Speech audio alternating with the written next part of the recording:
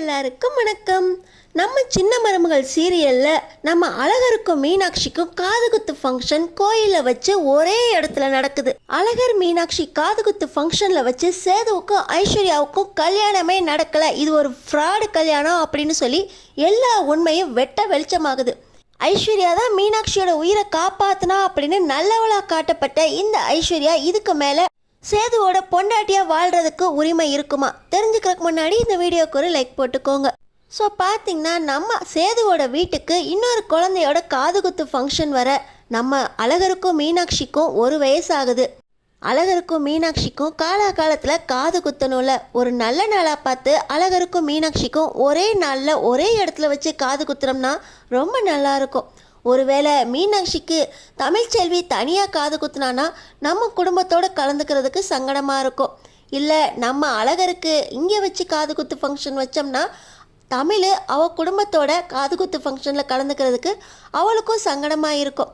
இப்போ பொதுவாக ஒரு இடத்துல வச்சு 2 குழந்தைங்களுக்கும் ஒரே இடத்துல காது குத்து ஃபங்க்ஷன் வச்சோம்னா 2 குடும்பமும் சந்தோஷப்படும்ல. ஒரே இடத்துல வச்சுக்கலாமா அப்படின்னு நம்ம தமிழ்ச்செல்விக்கிட்ட கேட்கலாமா அப்படின்னு இப்போ மோகனா ராஜாங்கத்துக்கிட்ட சொல்ல, ராஜாங்கமும் இது நல்லதாக இருக்குது, 2 குழந்தைங்களுக்கும் ஒரே இடத்துல வச்சாதான் நம்ம 2 குடும்பமும் எந்த சங்கடமும் இல்லாமல் ஃபங்க்ஷனில் கலந்துக்க முடியும் அப்படின்னு சொல்லி ஒரே இடத்துல வைக்கிறத பற்றி மலர்கிட்ட நம்ம தமிழ்ச்செல்விக்கிட்ட பேச சொல்கிறாங்க. நம்ம மலரும் இப்படி ஒரே இடத்துல ஃபங்க்ஷன் வைக்கலாமா அப்படின்னு நம்ம தமிழ்ச்செல்விக்கிட்ட விளக்கமாக கேட்குறாங்க. ஆனால் தமிழ்ச்செல்வி இந்த குடும்பம் ஒற்றுமையாக இருக்கணும், ஒன்றா இருக்கணுங்கிறதுக்காக நிறைய விஷயத்தில் விட்டு கொடுத்து நான் நிறைய கஷ்டப்பட்டுட்டேன் அப்படின்னு நம்ம தமிழ்ச்செல்வி அவங்க மனசில் குழந்தைங்க நம்மளை அம்மானு கூப்பிடலையே, இவங்களுக்காக குழந்தைங்கள விட்டு கொடுத்து இப்போ நம்ம அம்மா ஸ்தானத்தை இழந்து நிற்கிறோமே, அதனால் ஒரே இடத்துல காது குத்து ஃபங்க்ஷன் வச்சோம்னா நம்மளுக்கு முக்கியத்துவம் இல்லாமல் போயிடும் அப்படின்னு மனசுக்குள்ளே நினச்சிக்கிட்டு, வேண்டாங்க்கா 2 குழந்தைங்களுக்கும் ஒன்றா வைக்க வேண்டாம், நீங்கள் அழகருக்கு வச்சுக்கோங்க, நான் மீனாட்சிக்கு எங்களுக்கு ஏற்றாப்புல காது குத்து ஃபங்க்ஷன் வச்சுக்கிறேன் அப்படின்னு நம்ம தமிழ்ச்செல்வி முடிவை சொல்லிடுறாங்க. ஆனால் வீட்டில் பார்த்திங்கன்னா இந்த ஈஸ்வரி, நான் தான் சொன்னேன்ல அவள் திமிர் பிடிச்சவ, நம்ம ஒன்றா இருக்கணுங்கிறதுக்காக இப்படி சொன்னீங்களே மாமா, அவள் வேணான்னு சொல்லிட்டால, அவள் ஒரு பட்டிக்காட்டு சிரிக்கி, அவகிட்டலாம் எதுக்கு கெஞ்சிக்கிட்டு இருக்கணும், அவள் மூஞ்சில் அடிக்கிற மாதிரி நம்ம அழகருக்கு அந்த ஊர்லேயே ஒரு கோவிலில் பெரிய அளவில் ஊரையே கூப்பிட்டு நம்ம காது குத்து ஃபங்க்ஷனை கிராண்டாக வைக்கணும், அப்போ தான் அவளுக்கு புரியும் அப்படின்னு சொல்லி ஈஸ்வரி சொல்கிறாங்க. ஆனால் ராஜாங்கம் இந்த விஷயத்தில் 2 குடும்பமும் கலந்துக்கிறதுக்காக நல்ல விஷயத்தை பற்றி பேசிக்கிட்டு இருக்கோம், 2 பேர் ஒன்றா செஞ்சால் தான் ஃபங்க்ஷனில் கலந்துக்க முடியும், இப்படி தமிழ்ச்செல்வி மேலே கோவப்பட்டு எந்த பிரயோஜனமும் இல்லை அப்படின்னு சொல்லி நம்ம ராஜாங்கம் செல்லப்பாண்டிக்கிட்ட கேட்குறாரு. ஆனால் செல்லப்பாண்டிக்கிட்ட நம்ம தமிழ்ச்செல்வி தான் இந்த மாதிரி கேட்டதா ஒரு விஷயமும் சொல்லலையே, ஏன் அப்படி தமிழ்ச்செல்வி சொன்னிச்சின்னு தெரியல, நான் விசாரித்து சொல்லுறேன் அப்படின்னு செல்லப்பாண்டியே சொல்லிடுறாரு. ஆனால் நம்ம தமிழ்ச்செல்வி எல்லா விஷயத்துக்கும் விட்டு கொடுத்து போகணுன்ட்டு இல்லை, இப்படி விட்டு கொடுத்து தான் என் குழந்தையும் இழந்து நிற்கிறேன், அம்மா ஸ்தானத்தை இழந்து நிற்கிறேன், இதுக்கு மேலே எதையும் இழக்க விரும்பலை, என் உரிமையை நான் எனக்காக செஞ்சுக்கணும்னு நினைக்கிறேன், காது குத்து ஃபங்க்ஷனை நம்மளே வச்சுக்கலாம் அப்படின்னு சொல்லிடுறாங்க. அடுத்து திங்கக்கிழமை குழந்தைங்கள மாத்திர நாள் வருது. அன்னைக்கு பஞ்சாயத்தில் வச்சு ராஜாங்க ஐயா மீனாட்சிக்கும் அழகருக்கும் ஒரே நேரத்தில் ஒரே இடத்துல வச்சு 2 குடும்பமும் ஒன்றா காது குத்து ஃபங்க்ஷனை வைக்கணும்னு நினைக்கிறோம். 2 குழந்தைங்களுக்கும் ஒரே நேரத்தில் வைக்கிறதுனால 2 குடும்பமும் சங்கடம் இல்லாமல் கலந்துக்கலாமே அப்படிங்கிறதுக்காக இப்படி நாங்கள் யோசிக்கிறோம், கொஞ்சம் தமிழ்ச்செல்விக்கிட்ட கேட்டு பர்மிஷன் வாங்கி கொடுங்க அப்படின்னு ராஜாங்க ஐயாவும் கேட்குறாங்க. பஞ்சாயத்தில் தமிழ்ச்செல்விக்கிட்ட கேட்குறப்போ நம்ம தமிழ்ச்செல்வி என்ன செய்கிறதுன்னு தெரியாமல், எங்கள் வசதிக்கு ஏற்றாப்புல நாங்கள் செய்யலான்ட்டு இருந்தோம், ஆனால் உங்கள் வசதிக்கு எங்களால் முடியாது அப்படின்னு சொல்கிறாங்க. ஆனால் ராஜாங்க ஐயா அப்படியெல்லாம் ஒன்றும் இல்லை, 2 குழந்தைங்களுக்கும் ஃபங்க்ஷன் நடக்குது, 2 குடும்பமும் ஒன்றா இருந்து பார்த்தா நல்லாயிருக்கும், இப்படி தனித்தனியாக இருந்து சங்கடத்தோடு கலந்துக்கிறதுக்கு ஒன்றா வச்சிட்டா நல்லாயிருக்குமேன்னு தான் யோசிக்கிறோம் அப்படின்னு ராஜாங்கம் அவர் தரப்பு சொல்ல, நம்ம தமிழ்ச்செல்வியும் இதில் நியாயம் இருக்குது, ஆனால் எங்கள் பங்கும் அதில் சமமாக இருக்கணுமே, நீங்கள் காது குத்து ஃபங்க்ஷனுக்கு எவ்வளவு செலவாகுதோ சொல்லுங்கள், அதில் பாதியை நாங்கள் கொடுக்குறோம், இந்த கண்டிஷனுக்கு நீங்கள் ஒத்துக்கிட்டிங்கன்னா 2 குடும்பமும் ஒன்றா காது குத்து ஃபங்க்ஷனை வச்சுக்கலாம் அப்படின்னு நம்ம தமிழ்ச்செல்வியும் ஒத்துக்க, அப்போ எவ்வளவு செலவாகுது அப்படின்னு நாங்கள் கணக்கு போட்டு உனக்கு சொல்லி அனுப்புகிறோமா, அதில் பாதி செலவை கொடுத்துரு, இப்போ உனக்கு சந்தோஷம் தானே, அழகருக்கும் மீனாட்சிக்கும் ஒன்றா காது குத்து ஃபங்க்ஷன் வச்சிடலாம்ல அப்படின்னு ராஜாங்கமும் சொல்லிடுறாரு. பார்த்திங்கன்னா பஞ்சாயத்தில் ஒத்துக்கிட்டது இந்த ஈஸ்வரிக்கும் சித்ராவுக்கும் பிடிக்கல. குழந்தைங்கள காரணம் காட்டி இந்த தமிழ்ச்செல்வி கொஞ்சம் கொஞ்சமாக நம்மக்கிட்ட ஒட்டிக்க பார்க்குறா. இது நடக்கவே கூடாது, நடக்கவே கூடவே கூடாது. அதனால் இந்த ஃபங்க்ஷனில் ஆகிற செலவை ரொம்ப பெருசாக இழுத்து விட்டு அவளை செலவே பண்ண முடியாதபடி பண்ணணும். அவளே கூனி குறுகி எல்லார் முன்னாடியும் அசிங்கப்பட்டு நிற்கணும். காதுகுத்து ஃபங்க்ஷனில் அவள் அசிங்கப்படுறதுக்கு ஏற்றாப்புல அவள் கொடுக்க முடியாத அளவுக்கு பணத்தை ஏற்றி வைக்கணும்.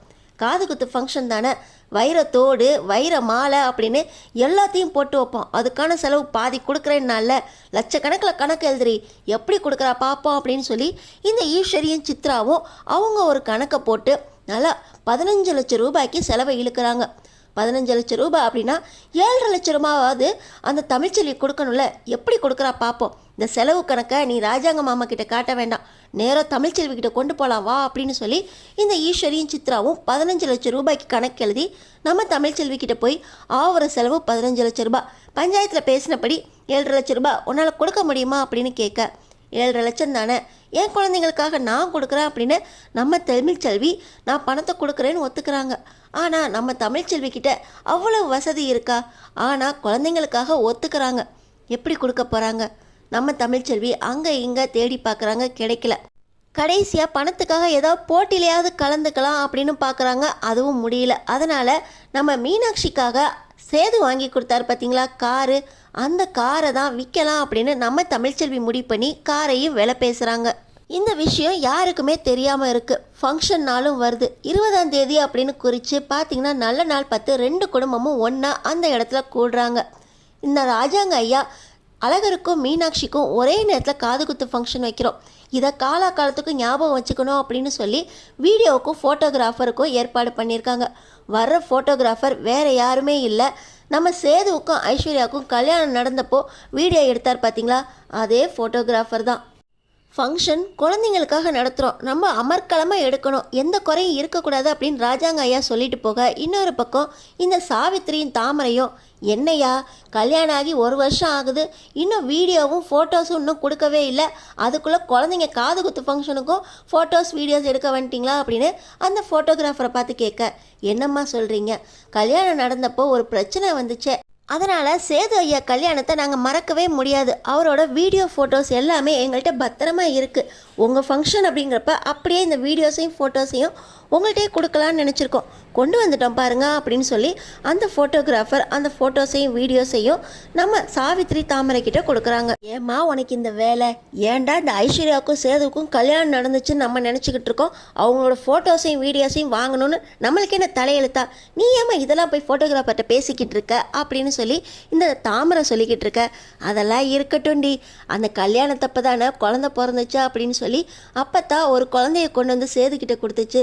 அழகர் நம்ம வீட்டுக்கு வந்து சேர்ந்ததை ஃபோட்டோவாக வீடியோவாக காட்டினோம்னா குடும்பமே சந்தோஷப்படுவாங்க, நம்மளுக்கும் நல்ல பேர் கிடைக்கும்ல, அந்த ஃபோட்டோ எங்கேயாவது இருக்கா பாரு அப்படின்னு சொல்லி வீடியோவையும் ஃபோட்டோஸையும் இந்த சாமித்திரியும் தாமரையும் அந்த கோவிலில் ஃபங்க்ஷனில் வச்சே தேடிக்கிட்டு இருக்காங்க. எல்லாரும் ஒரு பக்கம் காதுகுத்து ஃபங்க்ஷனில் ரொம்பவே பிஸியாக இருக்க, இந்த சாவித்திரியும் தாமரையும் அவங்கள்ட்ட இருக்கிற ஃபோட்டோ ஆல்பத்தையும் வீடியோஸையும் செக் பண்ணிக்கிட்டு இருக்காங்க. இந்த சேது ஐஸ்வர்யா கல்யாண ஃபோட்டோ ஆல்பத்தை பார்த்துக்கிட்டு இருக்கும்போது சாவித்திரி கவனிச்சிடுறாங்க. பார்த்தீங்கன்னா சேது அந்த ஐஸ்வர்யா கழுத்தில் தாலி கட்ட போகிறாரே தவிர தாலி கட்டின மாதிரி எந்த ஃபோட்டோவுமே இல்லை. டக்குன்னு அவர் எந்திரிச்சு போயிடுறாரு. அப்பத்தா வந்து அழகர் குழந்தைய நம்ம சேதுக்கிட்ட ஒப்படைக்கிறதுக்காக பேசுகிற மாதிரி எல்லா ஃபோட்டோஸும் இருக்குது. இவன் தாலி கட்டினானா இல்லையா, என்னடி அதுக்கான ஃபோட்டோவே இல்லை, இவன் மேலே சந்தேகமாக இருக்கே, வீடியோவை எடுத்து பாருடி, வீடியோவை நம்ம போட்டு பார்த்துருவோம், போட்டு பார்த்தா தான் தெரியும் இவன் தாலி கட்டினானா இல்லையா அப்படின்னு சொல்லி இந்த சாவித்திரி பார்த்திங்கன்னா அடுத்து கல்யாண வீடியோவை போட்டு பார்க்க சொல்கிறாங்க. என்னம்மா சொல்கிற, இந்த சேது ஐஸ்வர்யா காலத்தில் தாலியே கட்டலையா அப்படின்னு சொல்லி ரொம்ப ஆர்வமாக இந்த சாவித்திரியும் வீடியோவை ப்ளே பண்ணுறாங்க. வீடியோவை ப்ளே பண்ணும்போது தான் தெரியுது இந்த ஐஸ்வர்யா கழுத்தில் சேது தாலி கட்ட கொண்டு போகும்போது தான் அப்பத்தா வந்துடுறாங்க. அந்த நேரத்தில் இந்த சித்ரா அவங்க கையால் தான் ஐஸ்வர்யா கழுத்தில் தாலி கட்டுறாங்க. இது இந்த கல்யாண வீடியோவில் அப்படியே அச்சு அசலாக பதிவாயிருக்கு. அம்மா இங்கே பாருமா, இந்த சேது ஐஸ்வர்யா கழுத்தில் தாலியே கட்டலம்மா, தாலி கட்டினது இந்த சித்ரா தாம்மா, ஐஸ்வர்யாவோட புருஷன் சித்ராங்கிற மாதிரி நம்மளுக்கு ஒரு வீடியோ ஆதாரமே கிடச்சிருக்குமா, சேதுவுக்கும் ஐஸ்வர்யாவுக்கும் கல்யாணமே நடக்கலை, எவ்வளோ பெரிய விஷயம், இத்தனை நாள் ஐஸ்வர்யாவுக்கும் சேதுக்கும் கல்யாணம் நடந்துருச்சு அப்படின்னு இந்த ஈஸ்வரியும் சித்ராவும் என்ன ஆட்டம் ஆடினாங்க. கல்யாணம் பொய் கல்யாணமா, தாலியே கட்டாமல் இவள்களா தாலியை கட்டி விட்டுட்டு 2 பேரும் ஒன்றா சந்தோஷமாக இருக்காங்க. என் அண்ணன் பொண்ணு ரொம்ப நல்லவ, சேதுவையும் அவள் குழந்தைங்களையும் ரொம்ப சந்தோஷமாக பார்த்துக்கிறா, உயிரையே காப்பாத்துறா அப்படின்னு சொல்லி என்ன ஆட்டம் காட்டி இப்போ பாருமா அழகரு இந்த ஐஸ்வர்யாவை நல்லவனை அம்மானு கூப்பிட்ற அளவுக்கு வந்துட்டான். இதை இப்பயே உடச்சி எரியணும், வாமா நம்ம போய் உங்கள் அண்ணங்கிட்ட சொல்லுவோம் அப்படின்னு சொல்லி இந்த தாவித்திரியும் தாமரையும் ஒன்றா சேர்ந்துக்கிட்டு சேது கல்யாண ஃபோட்டோ ஆல்பத்தையும் வீடியோஸையும் ஒன்றா எடுத்துகிட்டு போய் ராஜாங்கத்துக்கிட்ட போகிறாங்க. பார்த்திங்கன்னா ராஜாங்கம் ரொம்ப பிஸியாக இருக்கும்போது என்னம்மா இந்த நேரத்தில் ஃபோட்டோஸையும் வீடியோஸையும் தூக்கிட்டு வந்துட்டுருக்கீங்க அப்படின்னு கேட்க, மாமா முக்கியமான விஷயம் பாருங்க அப்படின்னு சொல்லி இந்த தாமரை அவங்க கையில் இருக்க சேது ஐஸ்வர்யா கல்யாண ஆல்பத்தை காட்டுறாங்க. இதில் என்ன உனக்கு தெரியுது, தாலி கட்ட போது அந்த ஃபோட்டோ எடுக்க மறந்துருப்பாரு அப்படின்னு சொல்ல, இல்லை வீடியோவையும் பாருங்க அப்படின்னு சொல்லி சித்ரா ஐஸ்வர்யா காலத்தில் தாலி கட்டுற வீடியோவை ப்ரூஃபோடு காட்டுறாங்க இந்த சாவித்திரியும் தாமரையும். என்ன இந்த நேரத்தில் ஆல்பத்தையும் வீடியோவையும் பார்த்துக்கிட்டு இருக்கீங்க அப்படின்னு சொல்லி ஐஸ்வர்யாவும் சேதுவும் ராஜாங்க ஐயா கிட்ட வர அங்கே இருக்க வீடியோவை பார்த்த உடனே இந்த ஐஸ்வர்யா அழுக ஆரம்பிச்சிடுறாங்க. ஆண்டி என்ன இதெல்லாம் அப்படின்னு சொல்லி இந்த ஈஸ்வரி சித்ரா கிட்ட ஐஸ்வர்யா கேட்க, அது இல்லை ஈஸ்வரி இது ஏதோ ஃபேக் வீடியோ அப்படின்னு சொல்லி இந்த ஈஸ்வரி சமாளிக்க இங்கே அப்பத்தாவும் வந்துடுறாங்க. ஆமாண்டி, தாலி கட்டுற நேரத்தில் தான் நான் கரெக்டாக வந்துட்டேனே, இது உண்மையாக தான் இருக்கணும். இந்த சேது எப்படி உன் கழுத்தில் தாலியை கட்டியிருப்பான், அவனுக்கு ஃபுல்லாக நினப்பெல்லாம் குழந்த பிறந்ததில் தானே இருந்திருக்கும். என் பேரனை பற்றி எனக்கு தெரியும், அவன் தாலி கட்டியிருக்க மாட்டான், எல்லாம் இவளுக பண்ணுற வேலை. இந்த கல்யாண விஷயத்துலேயும் உங்கள் வேலையை காட்டிட்டீங்களா, என் பேரன் அப்போ ஐஸ்வர்யா கழுத்தில் தாலியே கட்டலியா அப்படின்னு சொல்லி இந்த அப்பத்தாவும் பேச ஐஸ்வர்யா கண்ணிலேருந்து கண்ணீரே வருது. பக்கத்தில் இருக்கிற சேது, நான் உன் கழுத்தில் தாலி கட்டலையா, அன்னைக்கு குழந்த பிறந்த எண்ணத்தில் உனக்கு தாலி கட்ட வேண்டாம், கல்யாணத்தை தள்ளி போட சொல்லி தான் பேசிக்கிட்டு இருந்தேன் ஐஸு. என் குழந்தைங்களுக்காக என் வாழ்க்கையவே தியாகம் பண்ணிடலாம், இனிமேல் என் வாழ்க்கையில் எந்த சந்தோஷமுமே இருக்க வேண்டாம்னு நினச்சிக்கிட்டு இருந்தேன். ஆனால் எல்லாருமே ஒன்று கூடி உன்னை கல்யாணம் பண்ணுறதுக்கு என்னை ஒத்துக்க வச்சிட்டாங்க. மேடையில் எந்த ஒரு சுயநனமே இல்லாமல் தான் நான் உட்காந்துருந்தேன். உன் கழுத்தில் தாலி கட்டின எண்ணமே எனக்கு இல்லை. அப்பத்தான் வந்ததுக்கப்புறம் தான் எனக்கு சுயநினைவே வந்துச்சு. என் குழந்தைய பார்த்ததுக்கப்புறம் தான் மனசே கொஞ்சம் நிறைவாச்சு. ஆனால் உன் கழுத்தில் தாலியை கட்டினதுக்கப்புறம் இதெல்லாம் நடந்துருச்சே அப்படின்னு உன் கூட வாழணுமா அப்படின்னு யோசிச்சுக்கிட்டு இருந்தேன். அதனால தான் உன்னை நெருங்காமலே இருந்தேன். இப்போ தான் புரியுது, நான் அந்த நேரத்தில் இருந்த சுயநினைவு இல்லாமல் இருந்ததுனால உன் கழுத்தில் தாலியே கட்டலன்னு. ஏன் சின்னம்மா இப்படி பண்ணீங்க, சித்ராவை வச்சு எதுக்கு இது கழுத்தில் தாலியை கட்ட வச்சிங்க அப்படின்னு சொல்லி இந்த சேது பார்த்திங்கன்னா ஈஸ்வரி சித்ரா கிட்ட கேட்க, அதெல்லாம் ஒரு நல்லதுக்கு தான் சேது, இது ஒரு ஃபேக் வீடியோ, நீ தான் ஐஸ்வர்யா கழுத்தில் தாலியை கட்டின, இதை நாங்கள் நிரூபிக்கிறோம், இப்போ நல்லது நடக்கட்டும், காதுகுத்து ஃபங்க்ஷனுக்கு நல்ல நேரம் போய்கிட்டு இருக்கு, முதல்ல அதை செய்யுங்க, அதுக்கப்புறமா நீ ஐஸ்வர்யா கழுத்தில் தாலி கட்டினியா இல்லையா, இது ஒரு ஃபேக் வீடியோவா அப்படின்னு நம்ம அப்புறம் பார்த்துக்கலாம் அப்படின்னு சொல்லி இந்த ஈஸ்வரியும் சித்ராவும் நழுவ பார்க்குறாங்க.